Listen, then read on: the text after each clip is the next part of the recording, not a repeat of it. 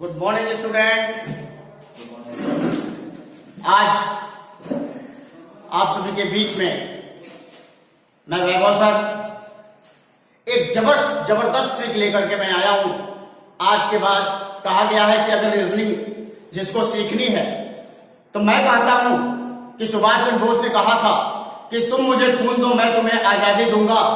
मेरे भाई, मेरे दोस्त, मेरे प्यारे दोस्त, मैं आपसे एक बात कहना चाहता हूं, तुम मुझे इंग्लिश अल्फाबेट दे दो, मैं तुमको सारी रीजनिंग उठा करके दे दूंगा। आज आपको ऐसा जादू मैं सिखाने वाला हूं, ऐसा ट्रिक्स मैं सिखाने वाला हूं कि आज के बाद आपको इंग्लिश अल्फाबेट की पोजीशनिंग याद नहीं करनी पड़ेगी, जैसे कि A1, B2, C3, D4। आपको एक ऐसी चीज मैं आपको बताने वाला हूं कि उस अक्षर में खुद लिखा हुआ है कि वो कौन सी नंबरिंग पे बैठा हुआ है। बहुत ही जबरदस्त ट्रिक। आपके प्रत्येक कॉम्पिटेटिव एग्जाम में रीजनिंग एक ऐसा सब्जेक्ट है जो आपके मेरिट को उठाता है। दो पंक्तियां आपके लिए, क्योंकि आप सभी कॉम्पिटेटिव स्टूडेंट हो, कुछ सोच के, कुछ तमन्ना लेकर के आप आए हो। जीवन में कुछ करना है तो मन को मारे मत बैठो, आगे आगे बढ़ना है तो हिम्मत हारे मत बैठो। तेज दौड़ने वाला खरहा 2 पल चलकर हार गया, धीरे धीरे चलकर कछुआ देखो बाजी मार गया। चलो कदम से कदम मिलाकर दूर किनारे मत बैठो, आगे आगे बढ़ना है तो हिम्मत हारे मत बैठो। इसी के साथ आइए रीजनिंग के प्रवेश में सबसे पहले पोजीशनिंग ऑफ इंग्लिश अल्फाबेट के बारे में हम आपको बताएंगे। आइए दिखाते हैं कि है क्या। मित्रों, हम सभी जानते हैं कि इंग्लिश अल्फाबेट में ए से जेड तक की अगर मैं बात करता हूं तो टोटल अक्षर आपके होते हैं 26 अक्षर होते हैं। टोटल अक्षर 26 होते हैं। यहां पर आपको मैं बताऊंगा कि किस तरीके से इंग्लिश अल्फाबेट की पोजीशनिंग ज्ञात करते हैं। आइए पहले हम सीधे क्रम की बात करते हैं। जब हम ए से जेड की तरफ जाते हैं, ABCD हम लोग पढ़ते हैं, जो हम लोग बचपन में पढ़ा करते थे। A B C D E F G H I J K L M N O P Q R S T U V W X Y Z। ये रहा आपके इंग्लिश अल्फाबेट के प्रत्येक अक्षर जो 26 अक्षरों से मिलकर के बनते हैं। आपको एक ऐसी चीज मैं बताने जा रहा हूं कि आपको बड़ी आसानी से आप प्रत्येक पोजीशनिंग को आप ज्ञात कर सकते हो। जो भी चीजें मैं बताऊंगा वो किसी एक व्यक्ति का नाम होगा, किसी एक व्यक्ति की पोजीशनिंग होगी, बड़े आसानी से आप ज्ञात कर सकते हैं। आइए मैं आपको दिखाता हूं कि जब आप बचपन में छोटे हुआ करते थे, जब किसी आपके स्कूल में नहीं जाया करते थे, तो आपके माँ बाप आपको ABCD पढ़ाते थे। वो 4 अक्षर आपको आपके माँ बाप पढ़ाते थे, यानी कि ABCD पर आपका जन्म सिद्ध अधिकार हो चुका है।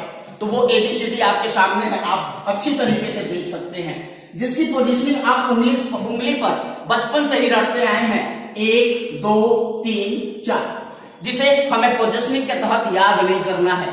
और ये सभी को पता है कि जब अंग्रेजी वर्णमाला में 26 अक्षर होते हैं, तो यानी कि सबसे अंतिम अक्षर जेड है, तो इसकी पोजीशनिंग 26 होगी। मेरे प्यारे दोस्त, पूरी इंग्लिश अल्फाबेट में एक आपका बहुत फेवरेट फ्रेंड है। फेवरेट फ्रेंड का मतलब होता है कि जो लंगोटिया याद रहा हो उसको जिंदगी भर कोई भूल नहीं सकता। वो एक ऐसा दोस्त जिसका नाम है इजोटी, एक ऐसा दोस्त जिसका नाम है इजोटी, और वो दोस्त ऐसा कि जिसके अंदर कुछ लॉजिक विद्यमान है। आइए पूरे इंग्लिश अल्फाबेट में हमने देखा कि एक मेरा दोस्त है जिसका नाम है इजोटी, जिसके नाम की स्पेलिंग है EJOTY। इसके अंदर सबसे बड़ा लॉजिक की अगर मैं बात करता हूं, ये सभी 5-5 के अंतराल पर है। 5, 10, 15, 20, 25। अगर मित्रों अगर आप दोस्त के बारे में भूल सकते हो तो बड़े आसान से ये आपकी जो उंगलियां हैं, ये 5 उंगलियां हैं जो आपका जिंदगी में कभी साथ नहीं छोड़ सकती। अगर आपकी ये उंगलियां ना हो तो आप कभी आगे नहीं बढ़ सकते। आइए इन उंगलियों की मैं पहचान कराता हूं EJOTY, ये 5 उंगलियां हैं, प्रत्येक 5-5 के अंतराल पर हैं। अगर कोई कहा TEJOT, चौथी उंगली अर्थात 5 चौका 20, इसकी पोजिशनिंग होगी 20। आइए मेरे दोस्त, 3 ऐसे महानुभाव हैं इस पूरे इंग्लिश अल्फाबेट में जिसमें कुछ दिखाई नहीं देता। आइए उनसे मैं परिचय कराता हूं। LUV, ये 3 महानुभाव ऐसे जिनमें कुछ नहीं दिखता। तो आइए देखते हैं कैसे, किस प्रकार हम इंग्लिश अल्फाबेट के प्रत्येक शब्दों का कैसे पोजीशनिंग ज्ञात करते हैं। हम आपसे पूछना चाहते हैं कि अंक किसे कहते हैं, जिसको इंग्लिश में कहते हैं डिजिट, किसे कहते हैं। तो सर मैं आपको बताना चाहूंगा कि जो मेरा डिजिट होता है वो कहा जाता है कि 0 to 9 को हम डिजिट मानते हैं, यानी कि all single number that is called digit. अर्थात कहने का मतलब है कि इंग्लिश अल्फाबेट के जब पोजीशनिंग में हम सभी प्रवेश करते हैं तो 1 to 9 को हम डिजिट मान लेते हैं। आपको दिखाएंगे 1 2 3 4 5 6 7 8 9। आपको बस इस डिजिट को ध्यान रखना है मेरे भाई। इसको अगर आप भूल जाते हैं तो इंग्लिश अल्फाबेट में ये नजरबंद है। आपकी नजरों को यदि खोलना है तो इंग्लिश अल्फाबेट में इस डिजिट का जरूर ख्याल करना पड़ेगा। अगर ये डिजिट आप ख्याल में नहीं रखते हो तो बिल्कुल सब कुछ फेल्योर हो जाएगा। मेरे भाई यही देखना है कि कौन सा ऐसा अंक है जो उसमें दिखाई देता है। आइए आपको मैं दिखाता हूं। स्टार्टिंग में करता हूं F से। मैंने लिया F, भाई साहब को लिया, और F की जब मैंने बात किया, मैं जब रीजनिंग पढ़ रहा हूं तो जरूर कुछ रीजनिंग माइंड लगाना होगा। मैंने बहुत कुछ नहीं किया, इस डिजिट के अनुरूप बदलने के लिए मैंने थोड़ा सा रीजनिंग माइंड लगाया। अब आप देख सकते हैं कि अंकों के बीच में कौन सा ऐसा अंक है जो इससे मिलता जुलता है। तो मैंने देखा 9 तो हो नहीं सकता क्योंकि 9 में नीचे घुमाव है। मैंने देखा कि उल्टा 6 दिखाई दे रहा है, यानी कि P में, F में हमने देखा कि उल्टा 6। ठीक इसी के तरीके से बना है P, यानी कि F तथा P में उल्टा 6 दिखा। मित्रों, दशांश गिनती की जब बात होती है तो किस तरीके से इसकी दशांश गिनती चलती है बहुत ध्यान से देखना है। यही इस इंग्लिश अल्फाबेट की पोजीशनिंग का सबसे बड़ा लॉजिक है जो किसी भी आज तक यूट्यूब चैनल पर या किसी भी क्लास में ये चीजें नहीं दी होंगी। ये मेरा वादा है आपसे, ये मेरा खुद का बनाया हुआ चीज है। मित्रों, बहुत जबरदस्त आपके सामने इसको पेश कर रहा हूं। ध्यान दीजिएगा, दशांश गिनती की मैं बात कर रहा हूं, यानी कि इसकी गिनती कैसे चले। मित्रों, गिनती को कैसे इसको रिप्रेजेंट किया जाता है। दिखा क्या उल्टा 6 दिखा, क्या दिखा 6 दिखा, तो इसकी गिनती चलेगी 6 16 26। पहला 6 दिखा F में तो F की पोजीशनिंग हो गई 6 नंबर।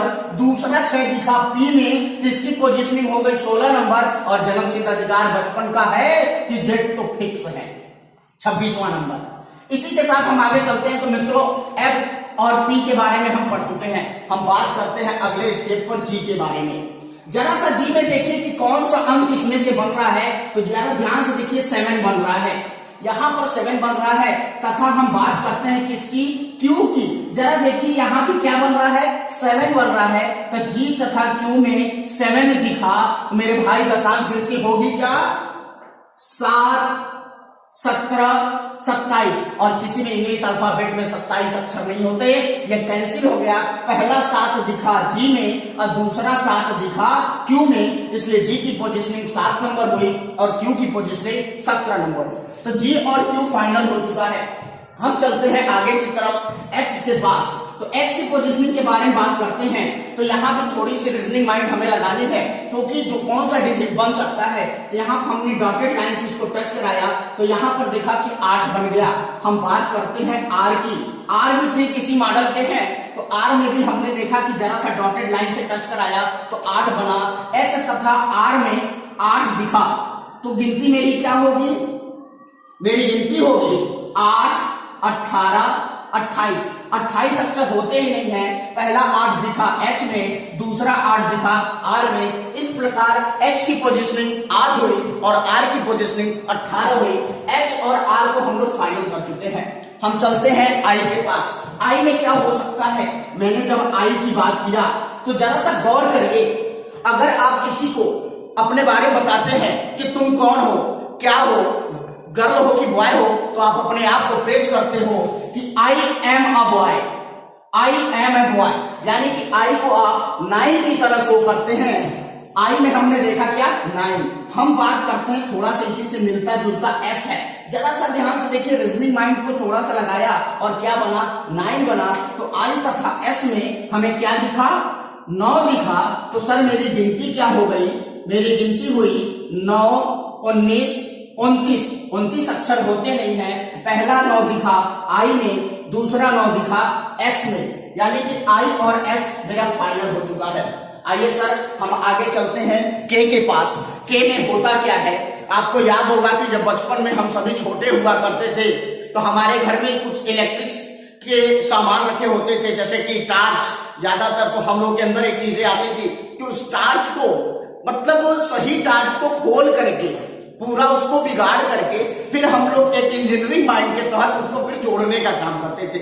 यानी कि ये हम लोग की खुरपात माना जाए या ऐसा माना जाए कि हम बिल्कुल मेच्योर हो चुके थे कि उसको अच्छी तरीके से एडजस्ट कर सकते हैं। तो आइए उसी प्रकार हमारे के भाई साहब हैं, यानी कि के की अगर मैं बात करता हूं, जरा ध्यान से देखेंगे कि के, हमने के को लिया और के में को हम सोचे कि के बनेगा कैसे। तो के बारे में हमने सीधे सीधे याद किया कि हमने ले लिया 2 रबड़ का टुकड़ा। क्या लिया 2 रबड़ का टुकड़ा, यानी कि एक टुकड़ा 2 टुकड़ा।